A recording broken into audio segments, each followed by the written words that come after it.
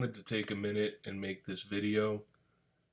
I've received some comments and questions lately, and I've got a few people asking about buying gold, and they're looking at different gold products and different sales and promotions, and asking me if I think it's a good deal. And some of them have been fractional gold pieces that were priced very high and not very high. So they're a good deal. So I should correct myself. When I say they're priced very high, I should say they're priced very high relative to spot price right now. And I know we all spend a lot of time looking at spot price. At least some of us do. Some people take the mentality that they don't care and they're just stacking. But I know a lot of us watch these charts and watch the price movements. We've seen a major pullback that I didn't think would happen. And so now some of these gold products are priced much lower than they were in the past. And especially some of the fractional pieces are now pretty attainable. So people are looking at Dos Pesos and they're looking at 10th ounce, eagles and things like that. And the prices are a lot lower than they were. The problem is the premium is now a lot of times an even larger percentage of the price. So if it's say $5 over spot when gold was $2,000 an ounce, that premium was a smaller percentage of the total cost than it is now when gold is at 1100 an ounce. And also if you're talking about say a 10th ounce eagle, if it's a $5 premium, you have to multiply that by 10 when you're talking price over spot per ounce. So one of them was someone looking at like the Dos Peso coins, and they were, I believe, like $12 over spot or something, um, or $12 premium per coin. It worked out to like $240 per ounce over spot because you'd need 20 of those coins to make up an ounce of gold. And when you added up the premium, it worked out to like 240 an ounce over spot, which to me is a very high price. Um, but when people look at it and say, it's a $65 coin or something, it's a reasonable, price. It's easily attainable. But when you factor in the total cost over spot and the fact that we've been in a major price, slide, I just question if that's the way to go. And I think people really need to do the math and do some research for themselves. So it's great to be able to help people out and offer some advice and give your opinions and things like that. But another thing is for anyone doing this as any sort of an investment, you should definitely do your own diligence and do your own research and make up your own decisions, not rely on someone else. So when silver was at $50 an ounce, I was buying and I believed silver was going higher and higher. I still do, but just to point that out. So I was buying at 50 an ounce. I didn't say it was going to pull back to 1474. I said soon it's going to be over 100.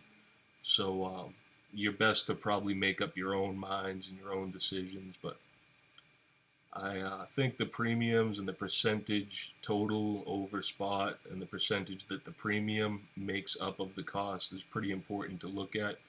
One that stands out for me has been the pandas. So I was buying pandas, I guess, a couple of years ago and paying maybe $5 per coin over spot. Spot was a lot higher at the time. Now I can get the pandas a lot cheaper than I was buying them at the time, but the premium per coin has actually gone up, and it's gone up percentage wise drastically. So when silver is at 1474 an ounce and you're seeing pandas at $22 a piece or something, that premium percentage wise is huge. So just something that's kind of stood out to me. But um, I would really, encourage anyone to do their own research, make up their own opinions, especially with the internet now. It's just so easy to, if you want to know how much gold is in a coin, just research it. It's it's pretty easy. So it's nice to help people out, but it's a little disappointing sometimes when people don't take the initiative to, answer the easy questions themselves. And we even see it here on YouTube where sometimes something will be said in a video, and then in the comments you see somebody asking, a question that was already answered because they're not willing to watch the entire video or listen to it, or people will ask how much something is at a certain site instead of checking themselves or whatever. So a little effort goes a long way, I guess, was what I was saying there. But one thing I think we look at a lot, and the point of this video was that we spend a lot of time looking at these. And so I have people asking me about gold, and I would say what you really need to be looking at is going to be this. And I think a lot of us forget to look at the gold-silver ratio. And to me, even if it is a good deal on gold right now, this tells me that the gold or the deal is on silver.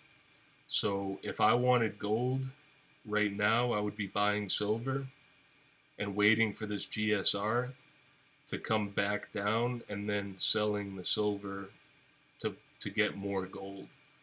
So if you buy 74 ounces of gold or silver right now, there's a pretty good chance that GSR is going to come down at some point. You could sell that silver, end up with more gold than you would right now if you just bought an ounce. But I think a lot of us focus on the price, and for those that say they're in it for long-term saving, stacking, dollar cost averaging, all these type of things, the long-term saving strategy, then I think it's really important to be watching the GSR. So to me, this says right now is not the time to buy gold. When we were down at 35, which wasn't too long ago, it was down to like 30, 35 to 1. That was probably the time to be buying gold or to be selling silver for gold.